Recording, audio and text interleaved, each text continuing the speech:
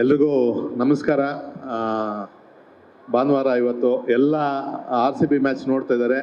ಅದನ್ನು ಬಿಟ್ಟು ಇನ್ನೂ ಮಿಕ್ಕಿದವರು ಅಷ್ಟು ಜನ ಇಲ್ಲಿದ್ದೀರಾ. Thank you very much. ಯಾಕೆಂದರೆ ಒಂದು ಕನ್ನಡ ಸಿನಿಮಾಗೆ ಸಪೋರ್ಟ್ ಸಿಗೋದು ತುಂಬ ಕಷ್ಟ ಇದೆ. ಅಂಥ ಒಂದು ಪರಿಸ್ಥಿತಿಯಲ್ಲಿ ನಾವಿದ್ದೀವಿ. ಯಾಕೆಂದರೆ ಎಲ್ಲ ಲ್ಯಾಂಗ್ವೇಜ್ ಸಿನಿಮಾಗಳು ನಮ್ಮ ಸ್ಟೇಟಲ್ಲಿ ರಿಲೀಸ್ ಆಗ್ತದೆ. ಬಟ್ ಎಲ್ಲರ ಜೊತೆನೂ ಫೈಟ್ ಮಾಡ್ತೀವಿ ನಾವು. ಪ್ರತಿ ಲ್ಯಾಂಗ್ವೇಜ್ ಜೊತೆನೂ ಫೈಟ್ ಮಾಡಿ ನಮ್ಮ ಕನ್ನಡ ಸಿನಿಮಾನ ಗೆಲ್ಸ್ಕೋಬೇಕು ನಾವು. ಅಂಥ ಒಂದು ಪರಿಸ್ಥಿತಿಯಲ್ಲಿ ಇರೋವಂಥ ಟೈಮಲ್ಲಿ ಈಗ ನಮ್ಮ ಕನ್ನಡ ಇಂಡಸ್ಟ್ರಿಯಲ್ಲಿ ಒಳ್ಳೆ ಚಿತ್ರಗಳು ಬರ್ತಾ ಇದೆ. ಆ ಥರ ಸಾಲಲ್ಲಿ ನಮ್ಮದು ಒಂದು ಸೂತ್ರಧಾರಿ ಆಗಲಿ ಅಂತ ಕೇಳ್ಕೊತೀನಿ. ಫಸ್ಟ್ ಆಫ್ ಆಲ್ ಇವತ್ತು ಈ ಈವೆಂಟು ಇಷ್ಟು ಅದ್ಭುತವಾಗಿ ಆಗಿದ್ದಕ್ಕೆ ಕಾರಣ ನಮ್ಮ Sai gold Saravana sir, thank you very much. ಮತ್ತು ನಮ್ಮ ಮಂತ್ರಿ ಮಾಲ್ ಅವರು ಈ ಈವೆಂಟ್ಗೆ ನಮಗೆ ಜಾಗ ಕೊಟ್ಟು ಸಪೋರ್ಟ್ ಮಾಡಿದ್ರು, ಥ್ಯಾಂಕ್ ಯು ವೆರಿ ಮಚ್.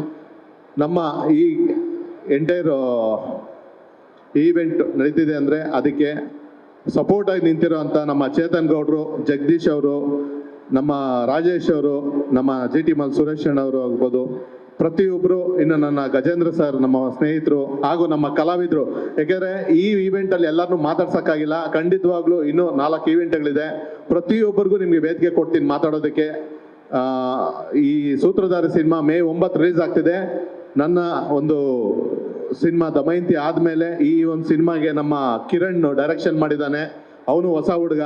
ತುಂಬ ಜನ ಹೊಸ ಕಲಾವಿದರಿಗೆ ನಾವು ಜಾಗ ಕೊಡಬೇಕು, ಅವ್ರಿಗೂ ಒಂದು ಸ್ಟೆಪ್ ಆಗಬೇಕು ಇಂಡಸ್ಟ್ರಿಯಲ್ಲಿ ಅಂತ ನನ್ನ ಆಸೆ. ಅದಕ್ಕೆ ನಾನೀಗ ಹೊಸ ಕಲಾವಿದರಿಗಾಗ್ಬೋದು, ಹೊಸ ನಿರ್ದೇಶಕರಿಗಾಗ್ಬೋದು, ಈ ಥರ ಪ್ರತಿಯೊಬ್ಬೊಬ್ಬರು ಒಂದೊಂದು ಸಿನಿಮಾದಲ್ಲಿ ಒಬ್ಬೊಬ್ಬರನ್ನ ಕರ್ಕೊಂಬರ್ತಾ ಇರ್ತೀನಿ. ಅದೇ ರೀತಿಯಲ್ಲಿ ನಮ್ಮ ಕಿರಣ್ಗೆ ಈ ಸಿನಿಮಾ ಒಳ್ಳೇದಾಗಬೇಕು.